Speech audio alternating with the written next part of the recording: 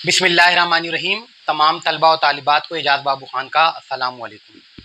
12वीं जमात के वो तलबा जो कराची बोर्ड से इस साल उर्दू का इम्तिहान दे रहे हैं, उनके लिए गुज़िश्ता वीडियोज़ में हमने मीर तकी मीर की दोनों गज़लों की तशरीहात पेश की थी। आज हम मिर्ज़ा गालिब की पहली गज़ल की तशरीह लेकर आपकी खिदमत में हाजिर हुए हैं। मैं उम्मीद करता हूँ कि आपको आज की वीडियो पसंद आएगी। आप हमारे चैनल को सब्सक्राइब कीजिए और बेल आइकॉन को ज़रूर प्रेस कीजिए। आइंदा आने वाली वीडियोज़ के नोटिफिकेशन भी आपको मौसूल होते रहेंगे। तो आइए आज की वीडियो का आगाज़ करते हैं। आज हम मिर्ज़ा गालिब की निसाब में शामिल पहली गज़ल की तशरीह करेंगे। अगर मिर्ज़ा गालिब की गज़ल से शेर इम्तिहान में आता है तो उसका हवाला किस तरह दिया जाएगा, पहले वो सुन लीजिए। उसके बाद एक एक करके तमाम अशार की तशरीहात भी आपके सामने पेश करेंगे। हवाला यूं दिया जा सकता है कि ये शेर हमारी उर्दू की किताब के हिस्सा गज़ल से लिया गया है, जिसके शायर मिर्ज़ा गालिब हैं। मिर्ज़ा गालिब को उर्दू का पहला फ़लसफ़ी शायर माना जाता है। इसके अलावा मिर्ज़ा गालिब की शायराना खसूसियात की वजह से उनके कलाम को इल्हामी कलाम भी करार दिया जाता है।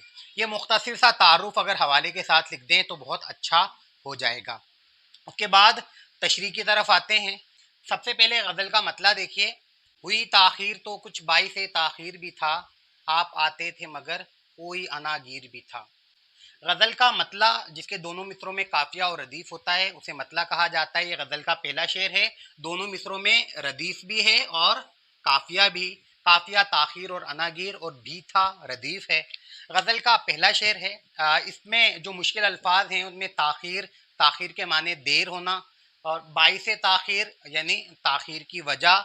अनागीर रकीब दुश्मन या लगाम डालने वाले को कहा जाता है। यहाँ रकीब या दुश्मन मुराद है। यहाँ मिर्ज़ा गालिब अपने महबूब से के देर से आने पर उसे नाराज़गी का इजहार करने की बजाय एक हमदर्दाना गिला और शिकवा करते दिखाई देते हैं। मिर्ज़ा गालिब कहते हैं कि मेरे महबूब को, मेरे दोस्त को आने में ताख़ीर तो हुई है, लेकिन मुझे यकीन है कि उसकी ताख़ीर की कोई ना कोई वजह ज़रूर होगी, क्योंकि मेरा महबूब कभी वादा खिलाफ़ी नहीं करता और उससे मुझसे मिलने के लिए वक्त पर आना था, और वो यकीनन मुझसे मिलने के लिए निकल गया होगा, लेकिन किसी रकीब ने, किसी दुश्मन ने उसका रास्ता रोक लिया होगा और उसे वक्त पर आने नहीं दिया, जिसकी वजह से उसे ताख़ीर का सामना करना पड़ा। ये शेर मिर्ज़ा गालिब की शायराना इनफरादियत को भी उजागर करता है। आमतौर पर यूँ होता है कि शायर या कोई भी आशिक अपने महबूब की वादा खिलाफ़ी पर नाराज़गी का इजहार करता है, लेकिन मिर्ज़ा गालिब यहाँ वादा खिलाफ़ी पर नाराज़गी का इजहार करने की बजाय महबूब की जानिब से ही उज़्र भी पेश कर रहे हैं। दूसरा शेर देखिए। तुमसे बेजा है मुझे अपनी तबाही का गिला, इसमें कुछ शाए बाए खूबिए तकदीर भी था। इस शेर में बेजा यानी बिला वजह, फजूल, बेकार। तबाही का गिला, तबाही यानी नाकामी, बर्बादी। गिला शिकवे को कहते हैं। इसमें कुछ शायबा, शायबा झलक को कहा जाता है। खूबी तकदीर, तकदीर की खूबी की वजह से या तकदीर की खराबी यहाँ मुराद है। यहाँ मिर्ज़ा गालिब जो हैं वो अपने नाकामी और तबाही और बर्बादी का ज़िम्मेदार अपने महबूब को करार नहीं दे रहे, और वो कहते हैं कि मेरी तबाही और बर्बादी मेरी किस्मत और मेरे नसीब में थी, लिहाजा मैं तबाह और बर्बाद हो गया या ज़िंदगी में नाकाम हो गया। अगर मैं इसका ज़िम्मेदार अपने महबूब को करार देता हूँ तो ये बात दुरुस्त नहीं है।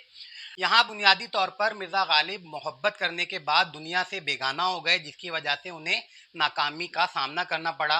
लेकिन यहाँ भी मिर्ज़ा गालिब अपनी नाकामी और बर्बादी का ज़िम्मेदार अपने महबूब को करार देने की बजाय अपनी किस्मत को उसका ज़िम्मेदार करार दे रहे हैं, और महबूब को उसका ज़िम्मेदार करार नहीं दे रहे। तीसरा शेर देखिए। यूसुफ उसको कहूँ और कुछ ना कहे खैर हुई, घर बिगड़ बैठे तो मैं लाई के ताज़ीर भी था। यूसुफ अलैहिस्सलाम एक इस्तिआरा है, खूबसूरती का इस्तिआरा जो उर्दू शायरी में इस्तेमाल होता है। बिगड़ बैठे यानी नाराज़ हो गए, नाराज़गी का इजहार किया। लाई के ताज़ीर, सज़ा का मुस्तहिक। बुनियादी तौर पर इस शेर में मिर्ज़ा गालिब ने यूसुफ को एक तलमी के तौर पर इस्तेमाल किया है, और बड़ी खूबसूरती से ये तलमी इस्तेमाल की है। मिर्ज़ा गालिब कहते हैं कि मैंने नादानी में आकर अपने महबूब को यूसुफ से तशबीह दे दी, लेकिन तशबीह देने के बाद मुझे एहसास हुआ कि मुझे ऐसा नहीं करना चाहिए था।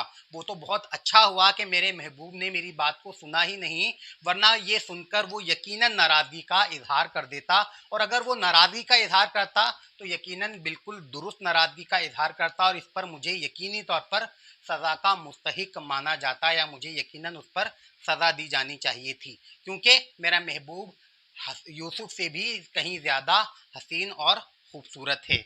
यहाँ बुनियादी तौर पर एक मुबालगे की कैफियत भी है, और अगर इस्लामी नुक्ता नज़र से देखें तो एक थोड़ा सा इसका मफहूम गैर इस्लामी हमें नज़र आता है कि किसी शायर अपने महबूब को हज़रत यूसुफ अलैहिस्सलाम से भी ज़्यादा हसीन और खूबसूरत करार दे रहे हैं। इसलिए इस शेर में अगर आप ये भी वजाहत कर दें तो भी मुनासिब रहेगा। अगला शेर देखिए, पकड़े जाते हैं फरिश्तों के लिखे पर नाहक, आदमी कोई हमारा दमे तहरीर भी था। ये शेर मिर्ज़ा गालिब की शायराना शगुफ्तगी और ज़राफ़त को नुमाया करता है। मिर्ज़ा गालिब इंतहाई शोखी के साथ अल्लाह ताला से शिकवा कर रहे हैं कि जो हम क़यामत के दिन फ़रिश्तों के लिखे पर पकड़े जाएंगे, ये इंसाफ की बात और अदल की बात नहीं है, क्योंकि फ़रिश्ते तो तेरे ही नुमाइंदे हैं, तेरे ही मुकर्रर करदा हैं, और वो तेरे ही हुक्म से हमारे नामा अमाल को लिखते हैं। होना तो ये चाहिए कि नामा अमाल लिखते हुए हमारे आदमी भी मौजूद हों, ताकि हमें मालूम हो कि हमारे नामा अमाल में क्या लिखा गया है। यहाँ हाँ, जो लफ्ज़ हमारे आदमी इस्तेमाल किया है वो बहुत मानी खेज है। हमारा आदमी का जब तसव्वुर हमारे सामने आता है तो हम अपने जानने वालों, अहबाब, रिश्तेदारों को आम तौर पर उनकी खामियों को उजागर करने से परहेज़ करते हैं और उनकी खूबियों को बढ़ा चढ़ा कर पेश करते हैं।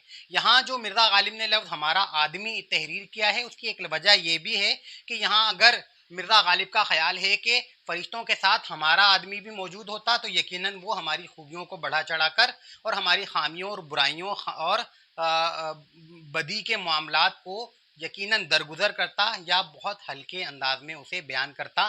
तो एक मुमकिन है कि क़यामत के दिन हम इस तरह फरिश्तों के लिखे पर ना पकड़े जाते और हमें सज़ा ना होती।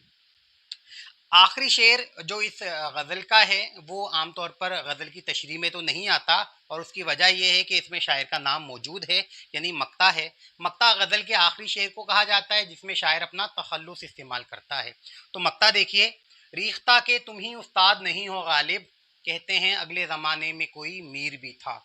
रेख्ता उर्दू शायरी, उर्दू गज़ल को कहा जाता है, और अगले ज़माने में यहाँ अगले ज़माने से मुराद गुजरा हुआ ज़माना यानी माजी का ज़माना है।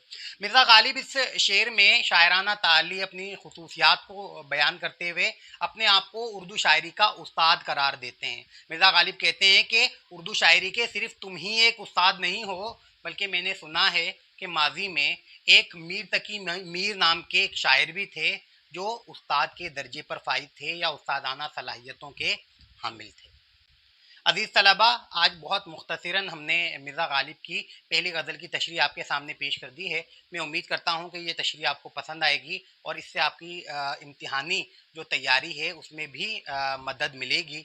बहुत जल्द मिर्ज़ा गालिब की दूसरी गज़ल की तशरीह लेकर भी हाजिर होंगे। उस वक्त तक के लिए अल्लाह हाफ़िज़।